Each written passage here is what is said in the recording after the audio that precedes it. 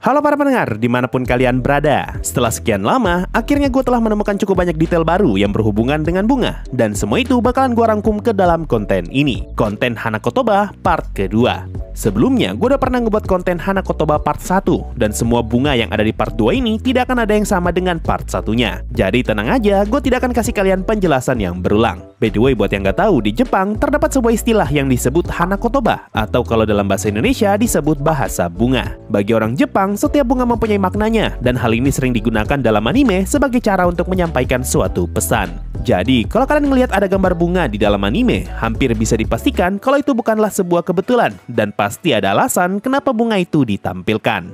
Nah, di konten kali ini, gue akan menyebutkan semua detail bunga yang telah gue temukan di dalam anime, dan sekali lagi, ini adalah konten part 2. Jadi, gue sangat menyarankan kalian untuk nonton part satunya juga. So, langsung aja, mari kita mulai.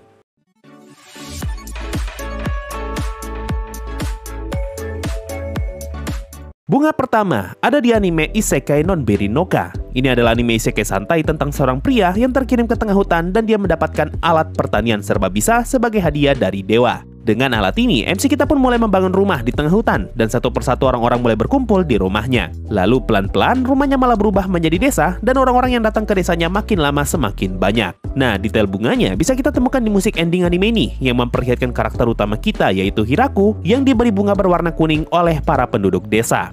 Nah, di konten detail kecil Isekai non Beri no Ka, gue bilang kalau bunga itu adalah yellow tulip atau tulip kuning. Tapi setelah gue perhatikan lagi, sepertinya bunga yang ada di sini nih lebih mirip dengan yellow rose atau mawar kuning. Jadi di konten ini, gue bakal sekalian revisi detail itu. Setelah gue cari tahu, mawar kuning bisa melambangkan 3 hal, yaitu kegembiraan, keceriaan, dan juga optimisme. Jadi bunga ini cocok untuk diberikan kepada seseorang yang sedang bersedih, sebagai simbol kalau kita akan selalu ada untuk orang itu. Jadi, alasan kenapa para penduduk desa ngasih mawar kuning ke Hiraku, karena mereka tahu seberapa besar jasa yang telah Hiraku lakukan demi penduduk desa. Dan mereka membalas kebaikan itu dengan memberikan bunga mawar kuning, sebagai simbol kalau mereka juga akan selalu ada bersama Hiraku. Selain itu, kalau di Jepang, mawar kuning sering digunakan sebagai hadiah ketika hari ayah. Karena secara umum, mawar merupakan bunga yang melambangkan cinta dan keindahan. Inilah yang jadi alasan kenapa di episode 12, anaknya Hiraku juga ikutan ngasih mawar kuning. Karena ini adalah simbol cinta dari seorang anak kepada ayahnya.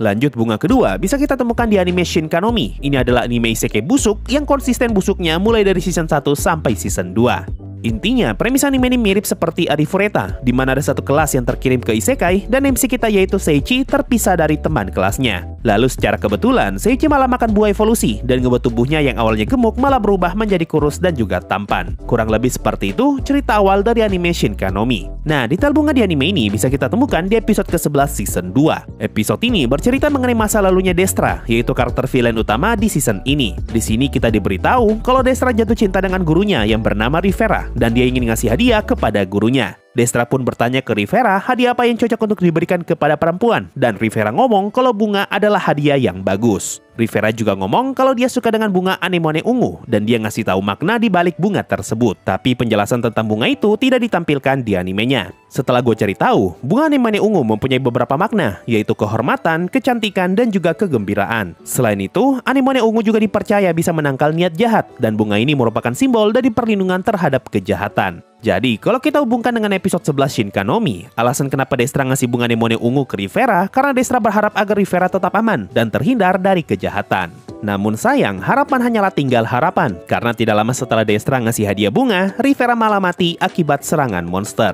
Lanjut, bunga ketiga bisa kita temukan di anime Oshinoko, anime yang awalnya bercerita tentang idol bernama Hoshino Ai, tapi malah berubah jadi cerita detektif, dan ujung-ujungnya malah lebih berat ke slice of life mengenai kehidupan anak-anaknya Ai. Sebelum gue jelasin lebih jauh, perlu gue peringatkan kalau detail yang satu ini jatuhnya spoiler. Jadi kalau kalian gak mau kena spoiler Oshinoko, mending skip detail yang satu ini. Nah, detail bunganya bisa kita temukan di episode pertama, yaitu momen ketika Hoshino Ai mati ditusuk fansnya. Di sini bisa kita lihat kalau orang yang ngebunuh Ai sedang membawa bunga berwarna putih, yang mana itu adalah bunga white rose atau mawar putih. Nah, setelah gue cari tahu, kalau di Jepang, bunga mawar putih melambangkan rasa hormat. Jadi dengan memberikan mawar putih kepada seseorang, artinya kita sangat menghormati orang itu. Berhubung si pembunuh Ai adalah fans fanatik, maka sangat masuk akal kalau dia datang menemui Ai sambil membawa bunga mawar putih. Nah, yang menarik, mawar putih juga sering dibawa ketika seseorang sedang menghadiri pemakaman. Karena bunga ini merupakan simbol penghormatan atas semua jasa yang telah dilakukan oleh orang tersebut ketika masih hidup. Jadi, kalau kita mau tarik lebih jauh, bisa saja si pembunuh memang sengaja membawa mawar putih karena dia tahu kalau Ai bakalan mati hari ini.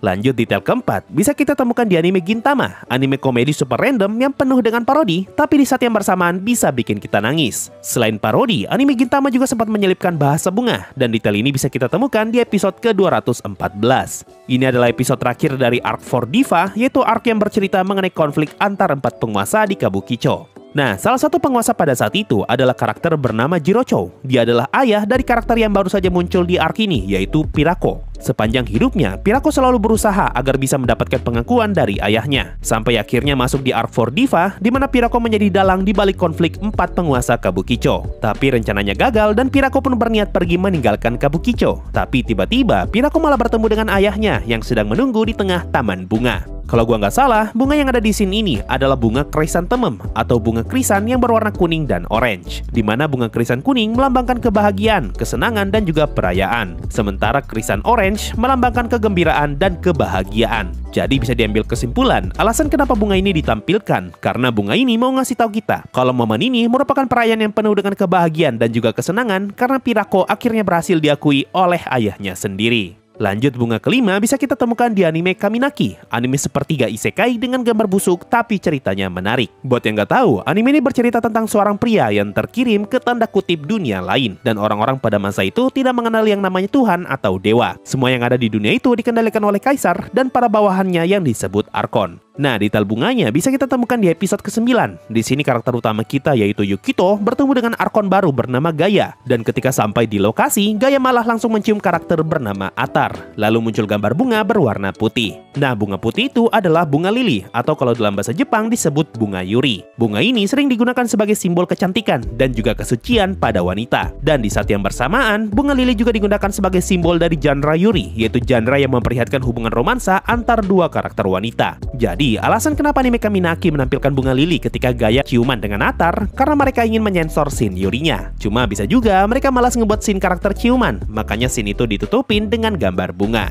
Next, bunga ke-6 ada di anime Otaku Elf. Anime ini bercerita tentang seorang elf bernama Elda yang terkirim ke bumi, dan dia malah diangkat sebagai dewa karena umurnya yang panjang. Lalu karakter utama kita yaitu Koito diberi tugas sebagai Miko yang akan menjadi pendamping elf itu. Nah, detail bunganya bisa kita temukan di episode ke-7. Di episode ini, Elda kepengen hadiah dari undian di distrik perbelanjaan, tapi masalahnya hadiah itu hanya bisa didapatkan asalkan Elda mau keluar ngumpulin stempel. Oleh karena itu, Koito pun mengajak Elda keliling di distrik perbelanjaan sambil ngumpulin stempel, dan di tengah jalan, Elda ngelihat orangnya masih menanam bunga Dapne. Kita pun diberitahu kalau bunga Dapne adalah bunga yang melambangkan sosoknya Elda. Ini karena berdasarkan bahasa bunga Dapne mempunyai arti keabadian, yaitu immortality dan eternity. Sama seperti umurnya Elda yang tidak akan pernah bertambah, sehingga ngebuat dirinya dapat hidup abadi. Lanjut, bunga ke-7 ada di anime Isekai Vending Machine. Satu lagi anime Isekai dengan premis super aneh, di mana karakter utamanya terkirim ke Isekai sebagai vending machine. Karena MC kita adalah benda mati, otomatis dia membutuhkan bantuan dari karakter lain, dan karakter yang selalu setia menemani MC kita adalah perempuan bernama Lamis. Nah, detail bunganya bisa kita temukan di episode kelima. Di episode ini, Lamis dan si vending machine diajak untuk ikut berpetualang setelah musim dingin berakhir, tapi Lamis masih ragu untuk menerima ajakan itu.